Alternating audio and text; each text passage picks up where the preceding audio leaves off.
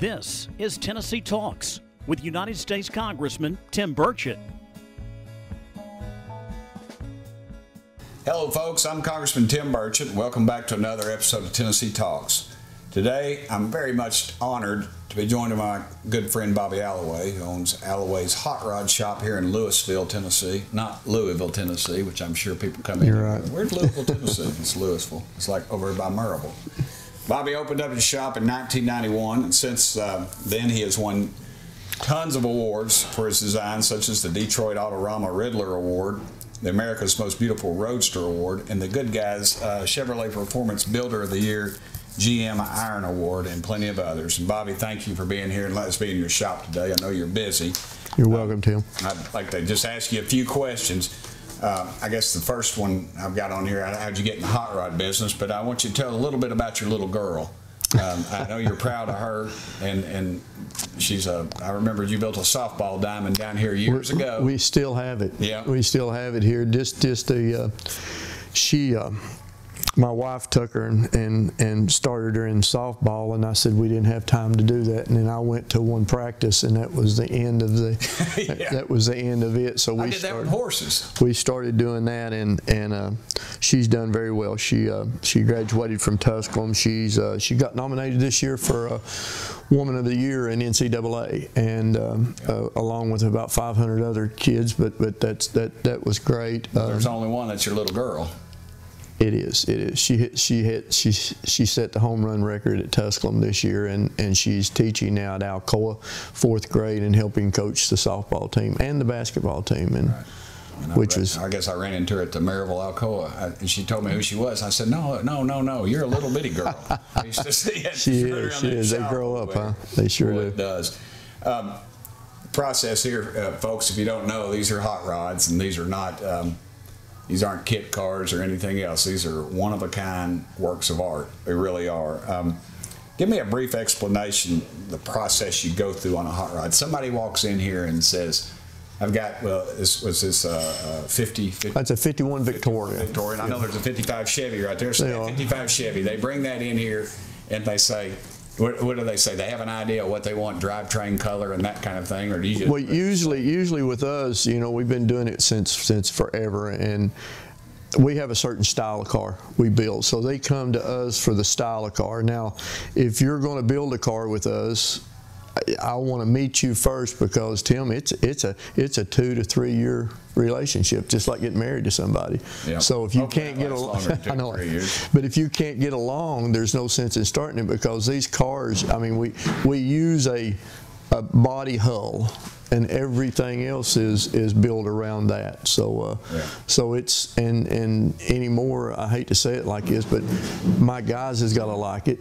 Because if they don't like it, then it's hard to get enthused in something like this when you're working on it every day. And we're not doing it just for the money. It's the love of the cars. If it's a lifestyle. I mean, it is. And I worry about this younger generation, because they're not. They just throw away parts. Put something. Well, the biggest problem is the craftsmanship has gone away. It's more computer, and I don't have a problem with that. But these guys are building stuff on the computer and punching a button, and the machines make it instead of your hands making it, like we grew up doing with the craftsmanship's gone. And what we're trying. Schools, they don't teach it in the schools. Yes. I've got 2 guys here that's just come out of high school in here that's been with me for a long time. But the craftsmanship of just doing it with your hands is a lost sport, or a lost talent, or something. What I'm trying to say about that is we've got more computer-wise, and there's not a problem with that. But the kids are on their phones anymore instead of out in the yard playing ball or playing this or playing that. So they're talking to each other on their phones, where they could be sitting beside each other on the couch, even almost. You're exactly right. You're exactly right. So, yeah. That always bothers me. I know you were friends with Boyd Coddington,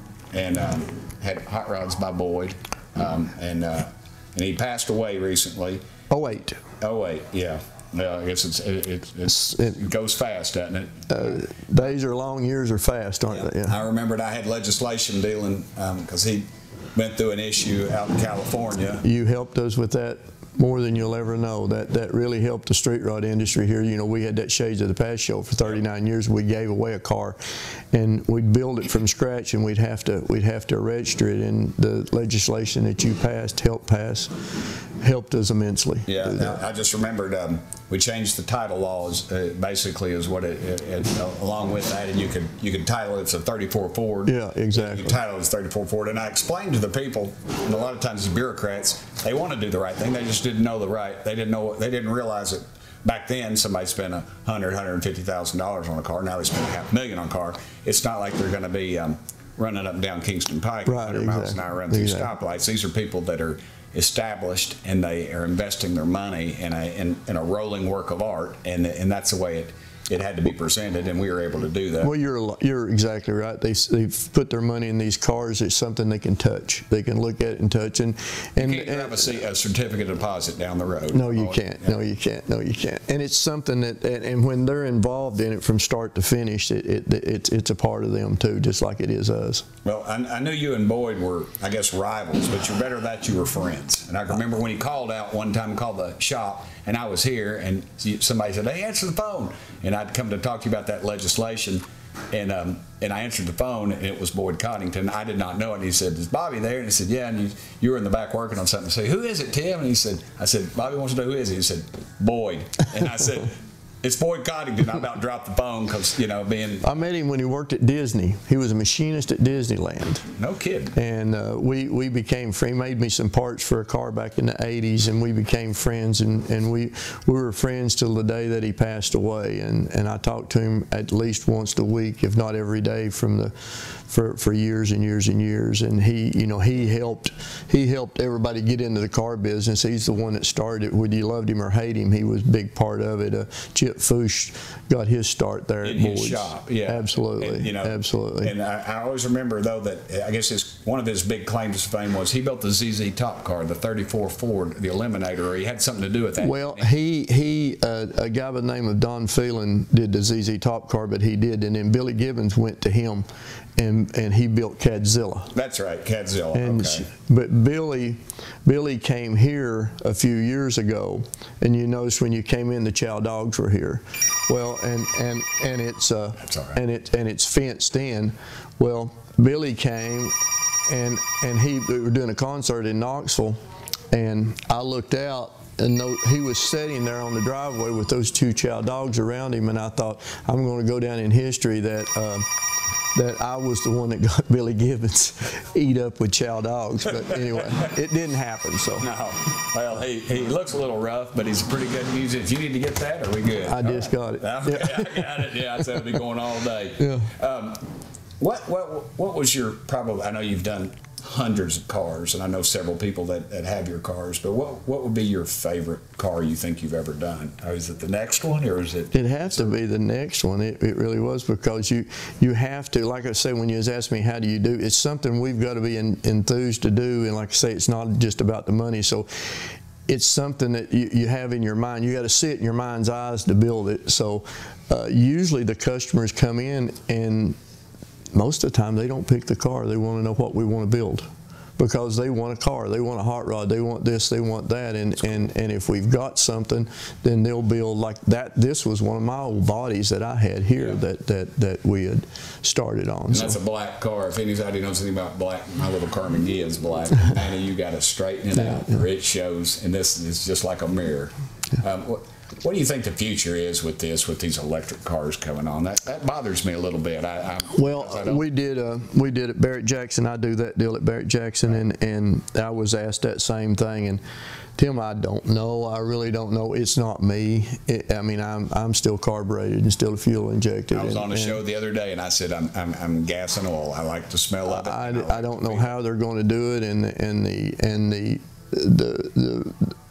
what they're doing to try to get the batteries and this, that, and the other. It's not any different than what we're doing getting oil, I don't think. So, I think it's worse, actually. Well, yeah. And they had the problem down in Florida. They said they were having to these cars were catching on fire after they got wet. Now this car's not going to catch on fire after it gets wet. No, I hope not. Yeah. This place burnt one time, so I don't. I remember. Yeah, that's. But but that was lightning. So I hope it wasn't over electric car. But we went to Nashville last night. Me and my wife, and went to the Opry, and we were following a Porsche Taycan down, and it's electric. Beautiful, beautiful, beautiful car. But what's he going to do when the battery dies on it? You got to wait 8 hours. And what bothers me about it is, I called some of the marketers that invested money in corner locations, the Pilots, right. Haslams, and the Weigels, and people like that.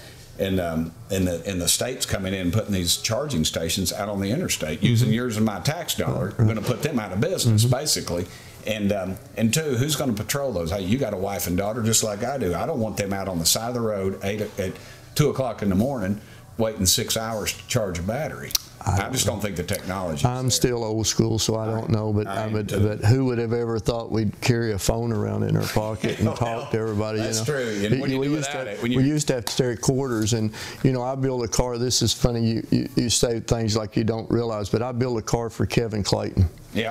Kevin's fraternity brother, went to high school with him. My mama had him in. And we built a Camaro for him. And the funniest thing about it was when he took it home, his daughter got in the back seat, and she loved the window cranks because she had never seen window cranks. She wanted to roll the window up and down because those kids had never seen that. And that country song, "Here's a Quarter." Well, my daughter don't know anything about what would you do with a quarter. Well, you'd use it to call someone. Is what you do. Yeah, so my daughter did the same thing. I remember. Maybe we're just old and I don't know. But she asked me, she said, "What are those things?" I said, "Honey, I married her mama, and I hadn't even adopted her yet." And she said, "Tim, what is that?" And I said, "Well, turn it." And she pushed on it, and I said, "No, baby, give it a crank." And she cranked it, and she just thought that was the coolest thing, going up and down. What will they think of next? Yeah, right? You're right. We talked a little bit about it. My degree was technological and adult education, welding and running a mill and lathe and all those kind of things. How important do you think that is right now with kids in the trades? I think we can't emphasize it enough, but we've done away almost with shop classes altogether. And I don't know if that's a good thing or not, because years ago when I first started this, I would take some cars to one of the high schools to their shop class and see the kids and stuff. And there was a Wyoming Tech. We hired a couple of guys from there, but who's going to teach it anymore? I think we need somebody to do that. I mean, even at the dealerships. When I was service manager at the Ford dealership for years, and now it's got to be. There's really not that many mechanics there. They're parts replacers. Yeah. They go punch it on the computer. They plug it in, punch it in a computer, and it tells them. It says pull that part out. You're exactly right. And there ain't nobody. I bet you nobody even rebuilds alternators anymore. Used to be a place down there on Sutherland. That's all they did. He had alternators out there. He'd redo the brushes and rewound the coils and everything else. But let's see here. We talked about the trades. A lot of these guys they emphasize this 4-year college. I'm glad this Governor Lee, I've talked to him. He's on another podcast, but we talked about the importance of the trades. To me, I always said you can't take a clogged toilet to Mexico. You got to have somebody there that can turn a wrench. And so much now, the kids today just don't know how to do it, and it really bothers me, because where's the next generation of people that and they make a good living too. That's the thing. They make a good living, and some of these folks, you go to a nice restaurant in Washington or Nashville, and a lot of the kids that are working in the restaurants have a 4-year college degree, and or 5 or 6. It took me 6 to get undergrad. It's supposed to take me 4. And that's all they're doing, and because they cannot find a job in their chosen field. But the trades, if you can weld, or if you can paint a car, I could probably put you to work in Knoxville today. Absolutely, you sure could, and that's the problem. So, the old joke is the theft system on a new car is a straight shift, because who can drive one? I have a 5-speed on my Jeep. I told my wife. She said, "Aren't you afraid somebody will steal this thing?" It's an '87. It's kind of collectible. It's a Jeep Comanche out there, and I said, "Baby, ain't nobody can drive a 5-speed anymore." You're right. You're exactly right. I saw where a carjacking happened in I think it was New York, and they carjacked a Porsche, and it was an older 911. and they caught him like 100 feet from the spot because the guy couldn't shift the gears. He was grinding them and couldn't get it into second gear. Well, Bobby, thanks so much for letting me talk to you a little bit about your industry and about what's going on. Tell me about upcoming. What could be upcoming for the state of Tennessee? Well, can you talk about that? I can. We signed a contract yesterday on it. We're doing a car show called the Triple Crown of Hot Rodding and Trucks at the Nashville Super Speedway. It's me and a friend of mine that's been in the car business for a while, and Tim, I don't need to do it, he don't need to do it, but it's the hobby. It's something that we'd been doing in Pigeon Forge for a long time. It has went away, nothing to do with Pigeon Forge. It was just we outgrowed it, they outgrowed us, and we had to move, and the only place we could find was down at the Super Speedway, and great location. It is, and it's new, and we're wanting to give back. I mean, this sounds corny, but like I say, I don't have to do it, and he don't have to do it. We want to do it because we love the cars, and we're wanting to do something for the kids, to get the kids involved in something like this. I mean, if you can get a kid painting a car, working on a motor, doing this, doing that, Lord, that keeps him out of trouble. You know, I built a ball field down here, and we all 11 of our girls that played on that ball team went to college and got paid to play ball, and they weren't in trouble. No. They all got good grades. They're all on the dean's list, and it's just keeping them doing something. So me and this guy it's Gary Case out of Cleveland, Ohio, and we wanted to do something to try to get something and maybe do something for the kids, get the kids back into it. So. All right. Well, this is the part I hate about this show the most. I allow you to ask me a question. You got anything you want to ask me? Why in the world are you doing this? Well, I love my country. There you go. Daddy there you go, because killed people for this country, and my mama lost a brother, and she flew an airplane during the Second World War. You know, my dad's got the Purple Heart. I've got all of his stuff up there too. So, and that's something he never did want to talk about. You know, back in the day, they come back and they just. See, his buddies would come around, and of course he was World War II, so he outlived most of them, and it was kind of interesting. They would invite him to speak at schools and stuff, and after he died, I got a UT. He was a dean at UT, Davis Dean of Student Conduct, and they sent me a 3 CDs as recordings of my father, just talking about from when the Japanese bombed Pearl Harbor till he came home. And it's a couple hours. It was a pretty intensive interview they gave of him, and I didn't know they even did it. And I got it after it, and for some reason it's on fast forward. It sounds like a chipmunk talking. So I've got to get somebody who knows. I mean, y'all know anything about that? Maybe y'all can help me out there. But anyway, Bobby, it's been great having you on this show, and thank you for opening up your shop. Well, Tim, thank you. What you do for us around here is a breath of fresh air. It really is. You're very kind. You always take my calls, and I know you're busy, and running this deal has just got to be. What's the waiting list if somebody were to say, Bobby, I just won the lottery. I want you to build a car. We don't. We've got 4, 5, or 6 repeat customers, and I'm 67, and that's probably I don't have a list. They keep 2 or 3 cars here. They're already here. So now I have a list myself that I want to do. You know, I'm sort of like you. If I don't have something going on myself, then it's. I got a couple old bike Indian. I got an old Indian and a few other in my garage that I'm wanting to finish up, but I just never seem to have the time.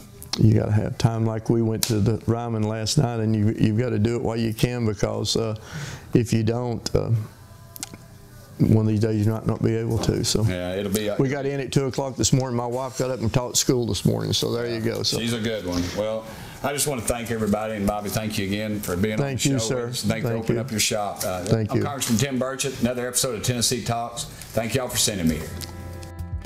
Thanks for listening to this episode of Tennessee Talks. Please subscribe to the show on Apple Podcasts, Spotify, or wherever you listen to your podcasts. Keep up with Congressman Burchett by following Rep. Tim Burchett on Twitter and Instagram, and Congressman Tim Burchett on Facebook and YouTube.